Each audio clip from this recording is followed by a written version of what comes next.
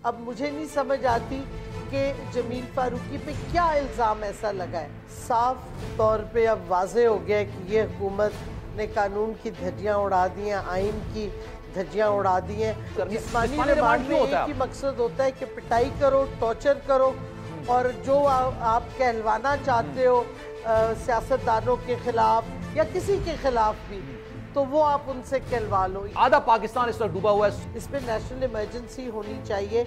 इन्होंने कोई provincial chief ministers को बुला के मीटिंग नहीं की। मैं ये नहीं कह सकता कि जनाब सिंध हुकूमत बहुत अच्छा काम कर रही है और या बहुत बुरा काम कर रही है, लेकिन सिंध हुकूमत क्या काम कर रही है? सिंध ने कहा कि जी तरक्याती फंड को फ्रीज कर दो, हम सारी तवज्जो मरकूज करेंगे इन लोगों की फैसिलिटी पे प्रोवाइड करने की। हाँ, हुकूमत के पास यकीनन अगर मदद आती है दोस्त ममालिक से, अपना रेवेन्यू जनरेशन इतना हो जाता है।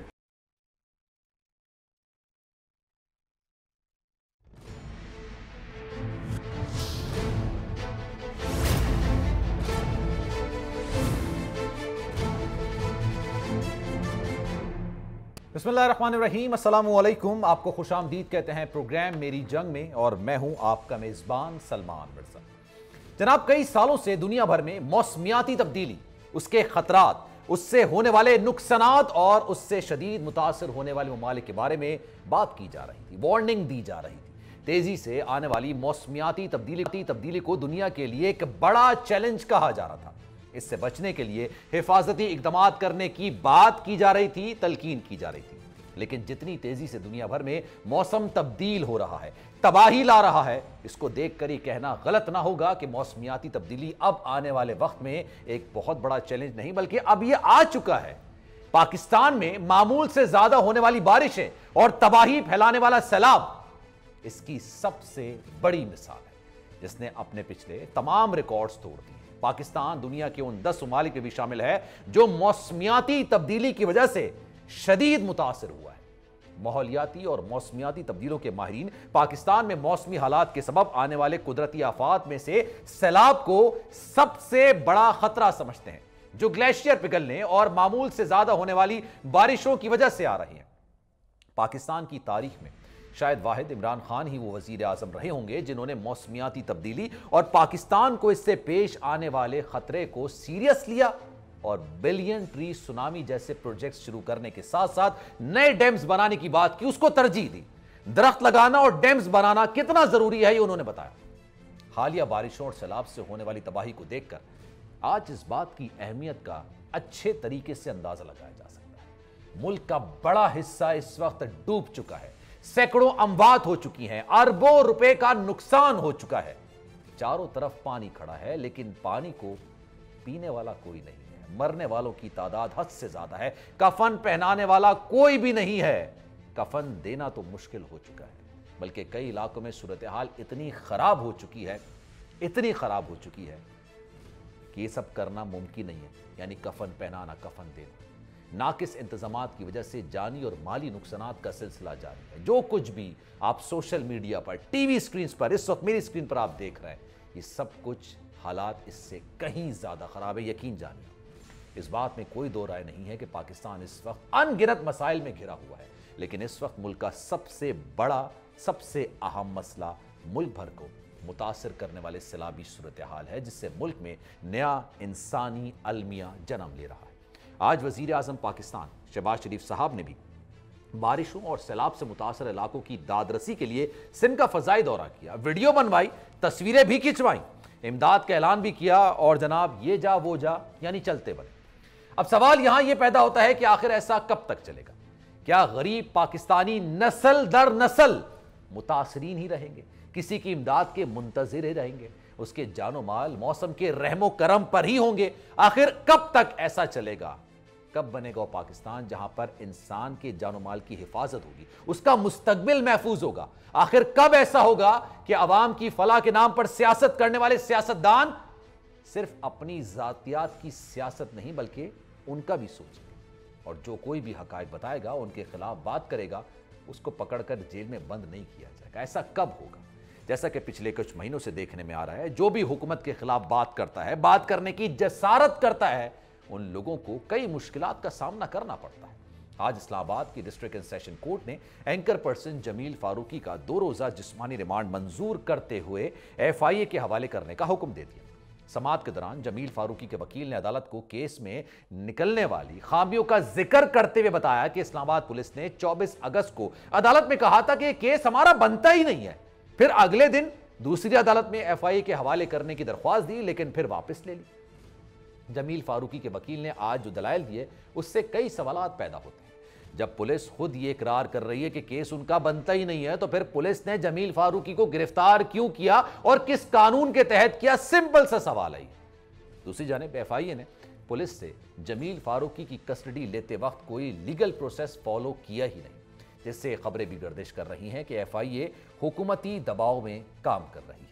ये तमाम मामला पर मजीद बात करेंगे। शीरी मजारी साहिबा पाकिस्तान तहरीक इंसाफ की रहनुमा है, सीनियर रहनुमा है, साबिक वजीर मुमलिकत बराए इंसानी हुकूक है और रेलेवेंट शख्सियत है सारे मामले में। उनसे मजीद बात करेंगे। शीरी मजारी साहिबा, thank you so much for your time. बहुत शुक्रिया आपके वक्त का। बहुत सारे टॉपिक्स हैं जिस पर मैं आज बात करना चाहता हूं। सैलाब जदगान है, जमील फारूकी वाला मामला है, गिरफ्तारियां हैं, खान साहब की सियासत है, जलसे हैं। लेकिन मैं चाहूंगा जनाब, स्टार्टिंग फ्रॉम जमील फारूकी साहब, क्या कहेंगी आप? उनको कल भी पेश किया गया था, आज ही पेश किया गया, अब उनको FIA के हवाले कर दिया गया है। आपकी राय में मामला क्या है? कैसे देखती हैं सारे मामले को आप?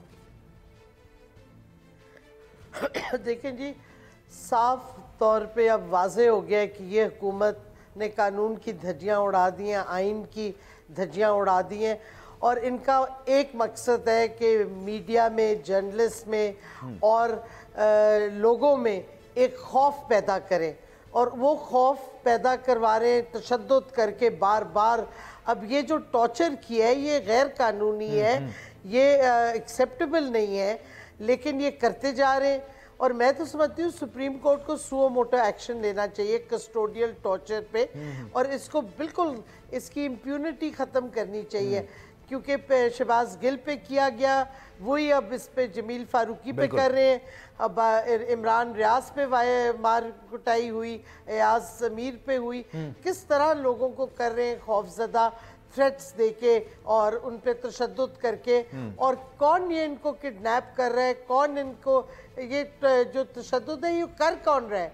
इस्लामाबाद पुलिस तो मेरा आपसे सवाल है हवाले से कहा जी हमने तो कोई टॉर्चर नहीं किया। तो सवाल उठता है किसने किया है, क्यों कर रहे हैं? ये तो बिल्कुल जैसे अमेरिकन ने अबू गरीब में टॉर्चर किया था इराकियों को, हमारी लोग, हमारी रियासत हमारे लोगों पे वही टॉर्चर कर रही है, वही तशद्दुद कर रही है। लेकिन इस सारे मामले में पुलिस का जो रवैया है, मैं उस पर भी बात करना चाहूंगा। वो ये कह रहे हैं पहले तो वो गिरफ्तार करते हैं, दूसरे शहर में आके गिरफ्तार करते हैं, चलें ये भी प्रोसेस है, कर लिया उन्होंने गिरफ्तार, अदालत में पेश करते हैं, उसके बाद कहते हैं हमारा तो केस नहीं है, FIA का केस है। उससे पहले उन्होंने 2 रोजा रिमांड भी ले लिया था, उसके बाद आज FIA के हवाले किया, उन्होंने भी रिमांड ले लिया। ये जब एक दफा रिमांड हो गया और जिस्मानी रिमांड, अब क्या बरामद करना है, क्या लेना है, क्या चीजें, क्या उगलवाना है, क्या बात करनी है? जिस्मानी रिमांड क्यों होता है? एक ही मकसद होता है कि पिटाई करो, टॉर्चर करो और जो आप कहलवाना चाहते हो सियासतदानों के खिलाफ या किसी के खिलाफ भी, तो वो आप उनसे कहलवा लो। यही हो सकता है, मीडिया हाउस के खिलाफ आप कहलवाना चाहेंगे, इसी तरह और तो कुछ नहीं मुझे लगता जिस्मानी रिमांड का। क्योंकि देखें, चाहे जमील फारूकी हो, चाहे शहबाज गिल हो, इन्होंने जो स्टेटमेंट्स दी या जो ट्विटर पे कहा हो, जो भी, ये पब्लिक हैं। इनकी ट्रांसक्रिप्ट्स आपको मिल सकती हैं, जो कि शहबाज गिल की ट्रांसक्रिप्ट ARY ने पेमरा को भेजी पूरी। और जब हमने वो ट्रांसक्रिप्ट देखी तो हमने देखा FIR में उन्होंने आधा जुमला कहीं से लिया, आधा जुमला कहीं और से लिया और उनको इकट्ठे जोड़ के बिल्कुल गलत बयानी पे FIR किया। तो ये इस तरह की हरकतें करते हैं। अब मुझे नहीं समझ आती कि जमील फारूकी पे क्या इल्ज़ाम ऐसा लगा है और साइबर क्राइम भी कौन सा किया गया है उन पे।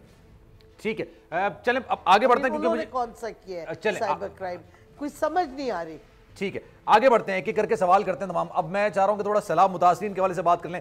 आधा पाकिस्तान इस वक्त सैलाब की लपेट में है, चाहे मैं अगर KP की बात करूं, पंजाब की बात करूं, सिंध की बात करूं, सूरत हाल इस वक्त काफी ज्यादा गंभीर नजर आती है। बहुत ज्यादा तबाहकारियां हैं पूरे पाकिस्तान में, आधा पाकिस्तान इस वक्त डूबा हुआ है। स्वात का बिल्कुल नक्शा ऐसा लग रहा है कि तब्दील होता हुआ नजर आ रहा है। मैं चाहूंगा कि इस पर आप कमेंट करें, फिर मैं आगे सवाल करूं। ये अनप्रेसिडेंटेड है, जिस मैग्नीट्यूड पे, जिस लेवल पे ये फ्लड आए हैं ये आम फ्लड नहीं है। अच्छा। ये बहुत बड़ा नेचुरल डिजास्टर है, में इस पे नेशनल इमरजेंसी होनी चाहिए। और आप हुकूमत का हाल देख लें, फेडरल हुकूमत का, इन्होंने कोई प्रोविंशियल चीफ मिनिस्टर्स को बुला के मीटिंग नहीं की। 41 मेंबर डेलीगेशन ले गए कतर। आज ये क्राइम मिनिस्टर जा गया सिंध इतने दिनों के बाद, और कोई एक डेलीगेशन कनाडा में बैठा है, एक डिफेंस मिनिस्टर यूरोप में कहीं फिर रहा है। ये तो इनके तमाशे हैं, इनको कोई फिक्र। आज खान साहब गए साउथ केपी में DI खान और टांक में, और जो हालात उन्होंने देखे हैं, अब उन्होंने चीफ मिनिस्टर को फौरी तौर पे कहा है कि अपनी स्पीड और अपना लेवल ऑफ असिस्टेंस बढ़ाएं, क्योंकि ये इस तरह नहीं मसले हल होते। और कोई नेशनल कोऑर्डिनेशन नहीं भी। आप नेशनल सिक्योरिटी काउंसिल की मीटिंग बुलाओ, आप इंटर प्रोविंशियल मीटिंग बुलाएं चीफ मिनिस्टर्स की, लेकिन इनको कोई ख्याल ही नहीं किसी कौम का। अपने वो पूरे टब्बर ले जा रहे हैं सैर सपाटों पे और डेलीगेशंस में 5 स्टार होटल्स में रह रहे हैं, और इधर जो लोगों के साथ जुल्म हो रहा है, सैलाब में जो घर डूब रहे हैं, फसलें तबाह हो रही है, लोगों के घर नहीं है, तंबू नहीं है शेल्टर के लिए। पंजाब हुकूमत को भी कहा गया है कि आप अपनी विजिबिलिटी बढ़ाएं, आप अपने एड और असिस्टेंस बढ़ाएं। बलूचिस्तान में कोई किसी को फिक्र नहीं बलोच के साथ क्या हो रहा है। ये पूरे इस दफा वाजे हो रहा है कि फेडरल गवर्नमेंट और जो रियासती इदारे हैं वो जो करना चाहिए उन्हें वो नहीं कर रहे। मैं पंजाब और KP का भी जिक्र करूंगा, लेकिन उससे पहले आपने वजीर आजम साहब का जिक्र किया कि आज वो सिंध के दौरे पर आए। बिल्कुल आया हो। 15 अरब रिलीफ पैकेज का उन्होंने ऐलान किया। 2 सवाल आते हैं। एक, 15 अरब रिलीफ पैकेज सिंध के लिए खासतौर पर आपको लगता है मिलेगा, और अगर मिलेगा तो मुतासरीन तक मुंतकिल होगा, क्योंकि मुतासरीन के लिए खालिसन? देखिए, हम अनफॉर्चुनेटली पिछली बार जब फ्लड्स आए थे बहुत ज्यादा, सिंध हुकूमत को बाहर से भी असिस्टेंस आया था, और वो किसी को अभी तक हिसाब नहीं है, वो पैसे किसी को नहीं लगता मिले। अच्छा। और किधर चले गए, किन के अकाउंट्स में वापस बाहर चले गए, आज तक नहीं पता। लोगों का ट्रस्ट फैक्टर नहीं है सिंध हुकूमत या जरदारी के साथ। तो इस वास्ते मैं तो समझती हूँ इंडिपेंडेंट या NDMA या इनके थ्रू कुछ कराया जाए तो शायद एड और असिस्टेंस हो। अगर आप सिंध हुकूमत को ये पैसा दे रहे हैं तो फिर तो आधा से ज्यादा पैसा लगता है पहुंचेगा ही नहीं जिधर पहुंचना चाहिए। और इसी बात से एक और चीज में, आपने आज वीडियो देखी होगी, वीडियो सोशल मीडिया पर काफी ज्यादा वायरल हो रही है। वो मुनव्वर तालपुर साहब जो जरदारी साहब के बहनोई हैं, आप जानती होंगी, उनकी एक वीडियो निकलकर सामने आ रही है। वो 50-50 रुपए मुतासरीन पर तकसीम कर रहे हैं, और मुझे यकीन नहीं है, मैं जब वो वीडियो देख रहा था ना, मुझे बड़ा अफसोस हो रहा था। मुझे ऐसा लग रहा है कि इंसानियत। अच्छा, पहले देख लेते हैं, चलें वीडियो, ताकि ज्यादा लोगों को मैं किस वीडियो की बात कर रहा हूं। जरा चलाएगा वीडियो।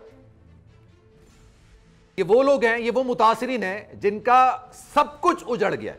हम लोग अगर कहीं खाने पे भी जाते हैं ना, हम 50 रुपए टिप के तौर पर दे देते हैं, लेकिन आप यकीन जानिए ये जो सूरत हाल इस वक्त है, इनका ना घर है, ये तुमंदारी निजाम जो है ना, फ्यूडल निजाम, ये एरोगेंस देखें उस शख्स की, जिस तरीके से वो फेंक रहा था 50-50 के नोट। ओ भाई, तुम तंबू दो, तुम खाने पीने का इन लोगों का इंतजाम करो। 50-50 रुपए यूं फेंक रहा था। एक उनकी ज़हनियत देखे ना, फ्यूडल ज़हनियत, ये तुमंदारी निज़ाम की ज़हनियत, दिस इज शॉकिंग। और एक एरोगेंस उस आदमी का देखें। और मैं तो हैरान हूँ कि जो सैलाब ज़दा लोग थे बेचारे, उनको तो चाहिए था इसकी अच्छी खासी वहाँ पिटाई करनी चाहिए थी, जिस तरीके से इसका रवैया है। भाई, तुम एड और असिस्टेंस लेके जाओ, करोड़ों के पैसा तुम्हारे पास है, आपकी वाइफ ने भी अच्छा खासा जमा किया हुआ है, तो आप कम से कम तंबू दें, कुछ खाने पीने का इंतजाम करें, बजाय इसके के। लेकिन जैसे एक सवाल ये भी तो पैदा होता ना, चले तो 50 रुपए जिस तरह से दिए गए, ये एक सबसे काबिले एतराज अमल है जिस तरह से दिए गए। ये 50 रुपए का ये मुतासरीन करेंगे क्या? वहां पर तो बैठने की जगह नहीं है, खुले आसमान तले को दुकान नहीं, 50 रुपए क्या करेंगे? वो तो कागज का एक टुकड़ा है। उनको मुतासरीन में राशन तकसीम करना चाहिए, आपको नहीं लगता? यही मैं कह रही हूँ, आप कुछ खाने पीने का, मैं वही तो कह रही हूँ, आप खाने पीने का उनका इंतजाम करते, तंबू देते, कुछ शेल्टर देते। यही मैं कह रही हूँ, ज़हनियत देखें इन लोगों की, इतनी गंदी एरोगेंट ज़हनियत है इन लोगों की।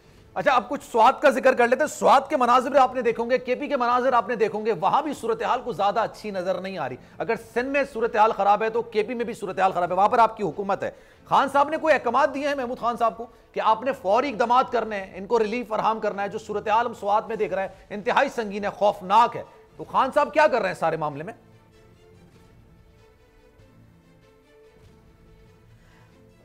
खान साहब ने बिल्कुल आज चीफ मिनिस्टर के साथ वो खुद गए हैं और सिर्फ ऊपर से एरियल सर्वे नहीं किया, वो उतर के ग्राउंड में कैंप जो डेरा इस्माइल खान में बना हुआ है, और इस तरह के कैंप केपी हुकूमत ने काफ़ी सैलाबज़दा इलाकों पे बनाए हुए हैं।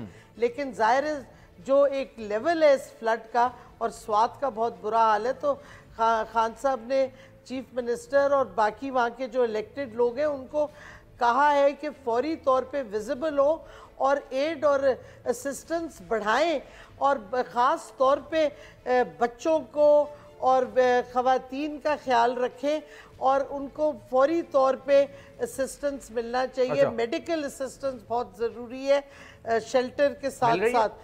तो अब खान साहब ने ये हिदायत तो की है चीफ मिनिस्टर को, और मैं समझता हूँ खैबर पख्तूनख्वा में आप देखेंगे असिस्टेंस की एड और स्पीड जो है वो बढ़ेगी। अब ठीक है, चलें अब आगे बढ़ते हैं, कुछ सियासी मामलात का जिक्र कर लेते हैं। और सियासी मामलात में ऑनेस्टली मैं आपका मद्दा हूं इस वजह से क्योंकि आप अपना पॉइंट ऑफ व्यू बड़े जबरदस्त तरीके से रखती है अपने मुखालफिन पर और पार्टी के अंदर भी। खान साहब पर भी अगर आपके कोई इख्तिलाफात होते हैं तो अपना पॉइंट ऑफ व्यू रखती हैं। दो सवालात हैं।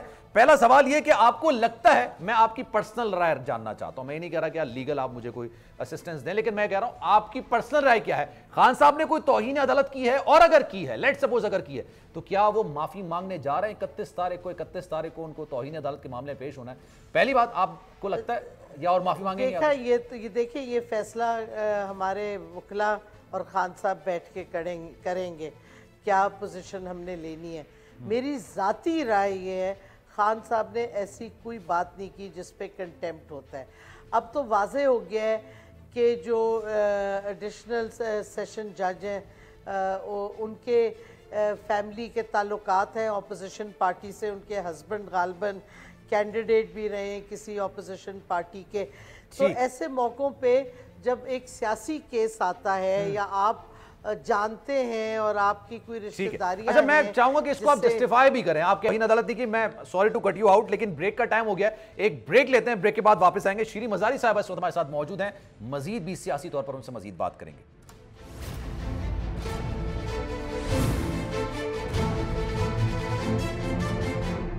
जनाब, प्रोग्राम में एक बार फिर से आपको खुशामदीद कहते हैं। शीरी मजारी साहब इस वक्त हमारे साथ मौजूद हैं, उनसे गुफ्तगू का सिलसिला आगे बढ़ाते हैं। और उनका ये कहना है कि मेरी ज़ाती राय है, यानी शीरी मजारी साहबा की ये ज़ाती राय कि कोई कंटेम्प्ट ऑफ कोर्ट नहीं हुई है, तौहीन अदालत नहीं हुई है। अच्छा मजारी साहबा, क्योंकि ब्रेक लेना था इसलिए आपकी बात कट गई थी, आप अपनी बात कंटिन्यू करें, फिर मैं आपसे एक दो सवाल और करूँगा।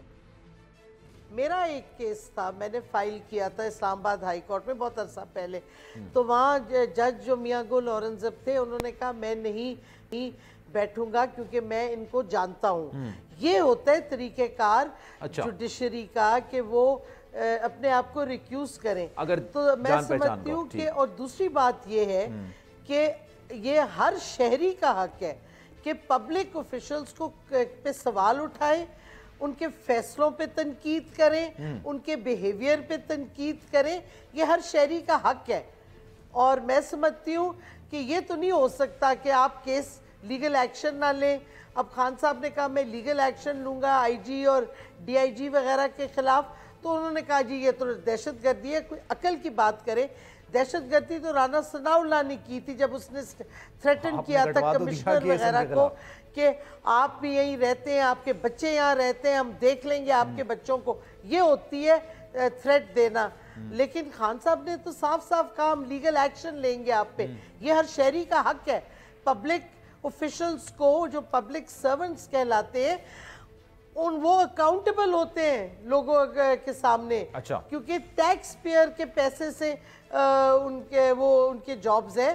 टैक्स पेयर का राइट है कि हम सवाल उनकी बिहेवियर पे उठाएं, उनके गलत फैसलों पे, गलत एक्शंस पे हम उनको कोर्ट लेके जाएं। ये हर शहरी का हक है और होना चाहिए। तो मैं नहीं समझती, ना दहशतगर्दी खान साहब ने ऑब्वियसली नहीं की, ना मेरे पर्सनल व्यू है कि ठीक है। कंटेम्प्ट ऑफ कोर्ट बिल्कुल ये केस नहीं बनता, है। बट मेरा ख्याल में वकला बेहतर अच्छा। कानून जानते हैं, वो और खान साहब मिलके फैसला करें। लेकिन मैं इसको थोड़ा सा मैं चाहूंगा कि आप इसको और जस्टिफाई करें। लोग ये तनकीद कर रहे हैं, जैसे कि आप अभी ये जज साहिबा की सियासी वाबस्तगी के वाले से मुझे तो नहीं पता, आप अगर कह रही हैं तो मैं इस बारे में नहीं जानता, लेकिन फिर भी वो कह रहे हैं कि अगर आप कंफर्टेबल नहीं है किसी जज के सामने पेश होने से या उनके फैसले, आपके पास फोरम है and forum of the court, आप जाइए और वहां जाके अपनी आप एक चार्ज क्राउड के सामने अगर इस तरह की बात करेंगे तो ये भी बड़े खतरनाक जुमरे में लिया जाता है, बहुत ज्यादा खतर।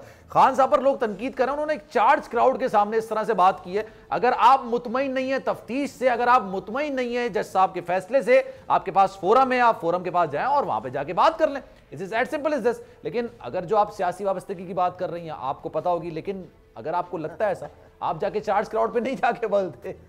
देखिए, पहली बात यह है कि हमें उस वक्त इन सेशन जज का कनेक्शंस नहीं पता थे। अच्छा। अब हमें पता चल गया और कई लोगों वो उनके खिलाफ एक पिटिशन दायर हो चुकी है। अच्छा। इन द राइट फोरम, आज अखबार में भी खबर आ चुकी है। दूसरी बात ये क्या आप ये नहीं कह सकते कि जी आप पब्लिकली ये मत कहें, क्योंकि जब एक्शन पब्लिक होता है, जब पुलिस कोई गलत काम करती है वो बंद कमरों में नहीं करती, वो पब्लिक के खिलाफ करती है। आपने उसकी तो जब वो पब्लिक के खिलाफ पुलिस एक्शन लेती है तो पब्लिकली हम उसको कंडेम करेंगे। अच्छा, हम उनको कहेंगे हम आपके खिलाफ लीगल एक्शन लेते, ये हमारा हक बनता है। या तो हो ना कि आईजी ने बंद कमरे में कुछ किया हो, उन्होंने तो ओपनली लोगों पे तशद्दुद किया है। जिस तरीके से शहबाज गिल का दरवाजे तोड़ के घसीटा गाड़ी से, तो ये तो पब्लिक एक्शन है। तो अगर वो पब्लिक एक्शन करेंगे जो गैर कानूनी है, जो बिल्कुल उनको नहीं करना चाहिए, तो फिर हमारा हक बनता है कि हम भी पब्लिकली उसको कंडेम करें और क्लियरली कौम को बताएं कि इस किस्म का अगर पुलिस कोई हरकत करती है तो हमारा हक है, हम लीगल एक्शन ले सकते हैं। लेकिन it's as simple as that. मुझे नहीं समझ आती किसको इस पे तकलीफ है। ठीक है, अब इसको मैं आगे लेके चलता हूं। फवाद चौधरी साहब की गुफ्तगू आपने मुलायजा की होगी, वो कह रहे हैं जनाब हम केपी की हुकूमत को या पंजाब की हुकूमत को कहेंगे तो नहीं ना, क्या हमें आपको कहना पड़ेगा कि हमारे खिलाफ पर्चे कट रहे हैं तो आप भी उन लोगों के खिलाफ, यानी आपके सियासी मुखालिफिन के खिलाफ आप पर्चे कटवाएं। राना सनाउल्लाह समेत कई लोगों के खिलाफ आप लोगों ने पर्चा कटवा दिया है। ये फवाद चौधरी साहब की जाती राय थी या ओवरऑल पार्टी की यही राय है कि जनाब हमारे खिलाफ पर्चे हो रहे हैं, खान साहब के खिलाफ पर्चे हो रहे हैं, तो जनाब उनके खिलाफ भी होने चाहिए जो इस वक्त पर्चे कटवा रहे हैं? ये फवाद चौधरी साहब की जाती राय या पार्टी के अंदर ओवरऑल ये राय चल रही है?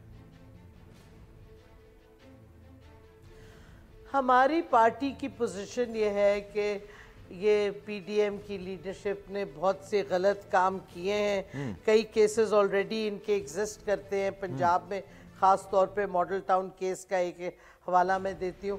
तो हम समझते हैं कि हमारी जो दो सूबाई हुकूमतें हैं उनको तेज़ रफ्तारी से देखना चाहिए कि अगर इन लीडर्स ने गलत काम किए इनके खिलाफ केसेस रजिस्टर किए जाए।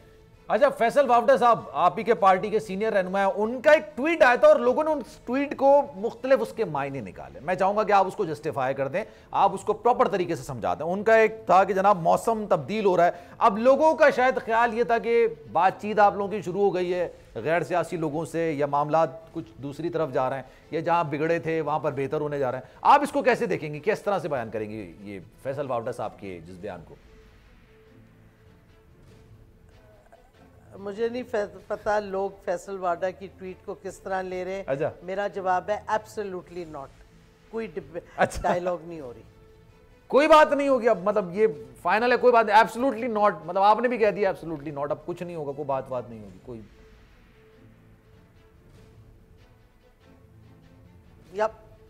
एब्सोल्युटली क्लियर मैंने आपको कर दिया।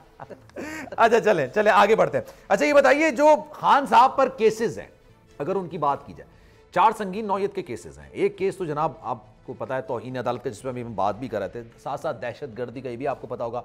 फिर इलेक्शन कमीशन में भी तौहीन का एक मुकदमा दर्ज है और साथ साथ तोशाखाना केस भी है। ये चारों केसेस हैं और चारों केसेस में जो कानूनी माहिरीन कह रहे हैं ना, आपके अपने कानूनी माहिरीन फैसल चौधरी साहब भी ये बात कहते हैं कि मामला थोड़े कशीदा हैं।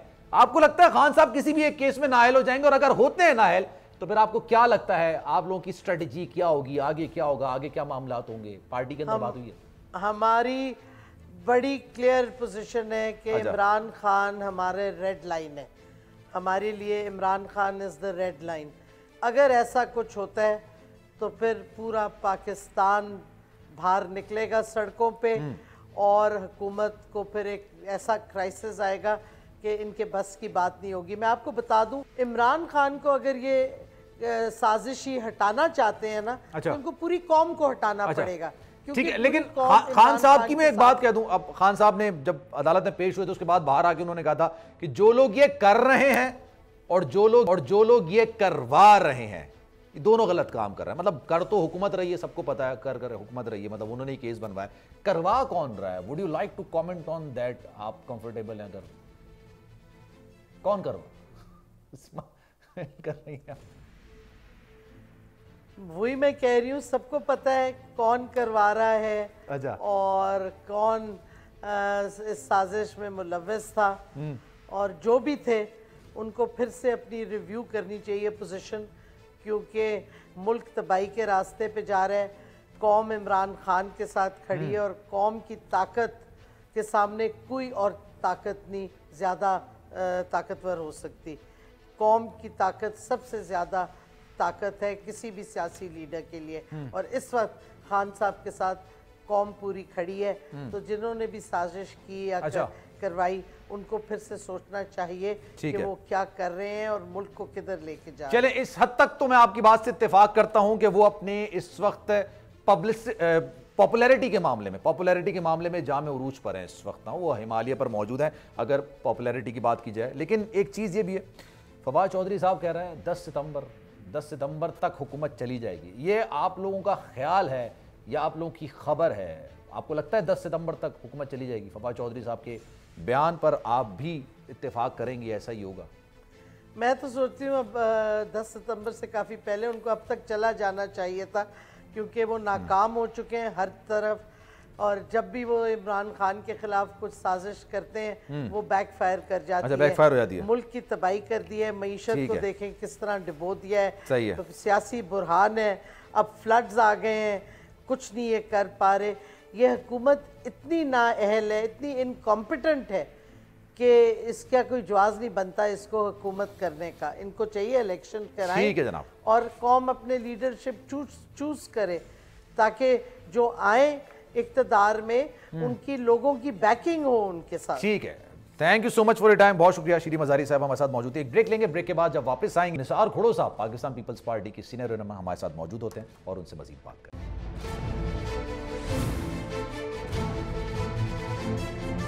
जनाब, प्रोग्राम में एक बार फिर से आपको खुशामदीद कहते हैं और निसार खोड़ो साहब सेनेटर हैं, इस वक्त हमारे साथ मौजूद है, पाकिस्तान पीपल्स पार्टी के सीनियर रहनुमा है। सिंध में जो सूरत हाल है इस पर उनसे मजीद बात करेंगे। Sir, thank you so much for your time. Sir, ये बताइएगा, सिंध में जो सारी सूरत हाल इस वक्त चल रही है किसी से ढकी छुपी है नहीं।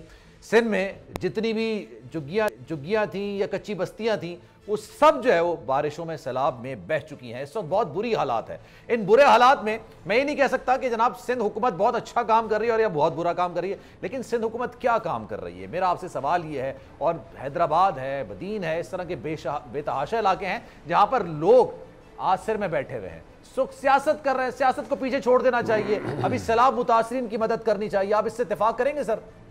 ये तो उनसे पूछे ना कि जो इसको सियासी बातें बनाने पर लगे हुए हैं। अच्छा, हुकूमतें तो लोगों की मदद में काम कर रही हैं। हुकूमतों की तरफ से कोई ऐसे सियासी बयानात नहीं आ रहे हैं। वो हर वक्त कोशिश कर रहे हैं, क्योंकि इतनी ज़्यादा क्लैमिटी है, इतना ज़्यादा बारिश हुई है। ये 30 साल का जो रिकॉर्ड टूटा है उसमें हमारी फसलें सब तबाह हो गई। हमारे पता नहीं हज़ारों घर गिरे हैं, हमारे सैकड़ों लोग इस दुनिया से चले गए। गरीब घरों के बंदे हैं, दीवार गिर जाती है ऊपर, कभी छत गिर जाती है ऊपर, फिर वो खुले आसमान के तहत बैठने पे मजबूर होते हैं।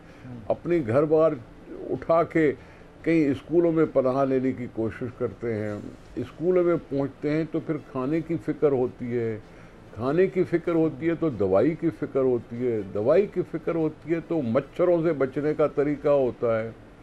ये टेंट मांगते हैं जो लोग स्कूलों में पहुंचने से कामयाब नहीं होते, और स्कूल भरे हुए हैं, स्कूल सारे भरे हुए हैं। लेकिन अगर कहीं कोई कामयाब नहीं होता तो फिर इंतज़ार करता है कि छत पर कोई, सर पे कोई छत हो जिसमें कोई टेंट वेंट मिल जाए। कंटेंट बहुत कम है, यहाँ एनडीए में भी है, यहाँ पीडीए में भी है, लेकिन सारी बातें अपनी जगह पे। हम तो पाकिस्तान के लोग, अब जैसे सिंध ने कहा कि जी तरक्याती फ़ंड को फ्रीज़ कर दो, हम सारी तवज्जो मरकूज़ करेंगे इन लोगों की फैसिलिटी पर प्रोवाइड करने की, खाने की, दवाई की और सर पे छत करने की। सही है। पानी जबकि खड़ा है तो उस पानी खड़े होने पानी पर न रोड बन सकता है न घर बन सकता है। उसकी बाकायदा फिर सर्वे करने की कोशिश होती है कि जिस सर्वे में कितने घर पूरी तरह से गिर गए, कितने पार्शल गिरे, कितनी जानें गई, कितने ज़ख्मी हुए।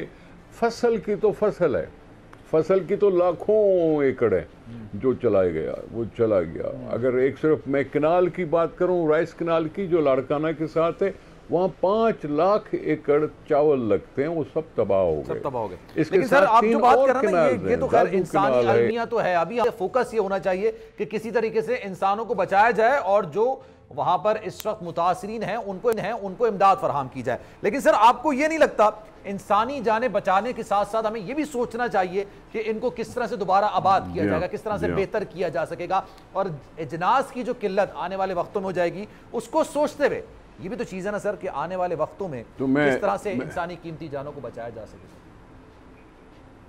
आने वाले वक्तों में अगर इस तरह के सैलाब से बचा जा सके। जी हाँ,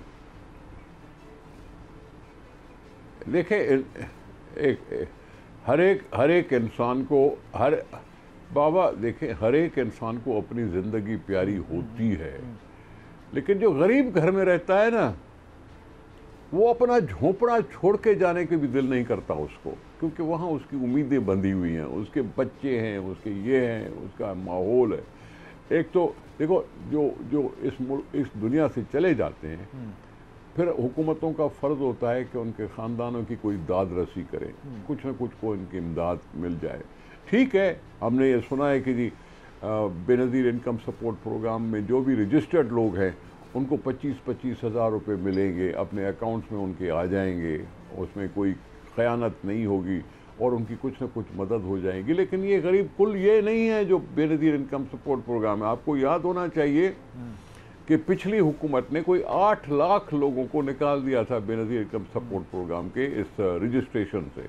अभी फिर से उनको रजिस्ट्रेशन करना पड़ेगा, उनको थर्ड पार्टी सोर्स इस्तेमाल करके रजिस्टर करना पड़ेगा कि वो कोई जो एलिजिबल हैं वो आ जाएं, जो लायक हैं मदद के वो आ जाएं। सही है। हाँ, हुकूमत के पास यकीनन अगर मदद आती है दोस्त ममालिक से, अपना रेवेन्यू जनरेशन इतना हो जाता है, इतना कुछ हो जाता है, तो उनकी मदद को तो फ़र्ज़ है कि जी हुकूमत उनका फ़र्ज़ निभाती रहे, उनकी मदद करती रहे।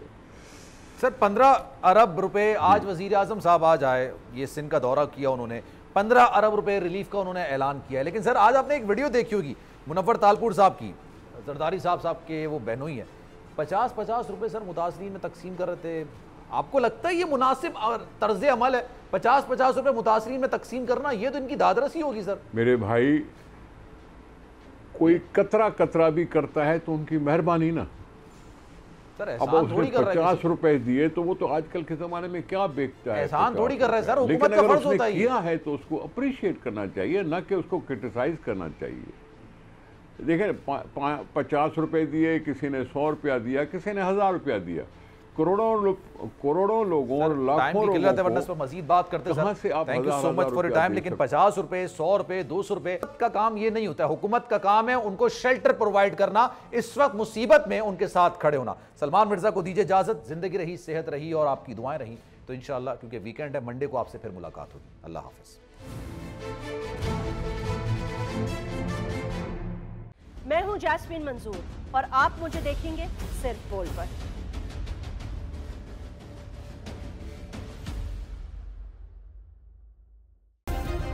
सब्सक्राइब करें और बेल दबाएं ताकि कोई खबर रह न जाए।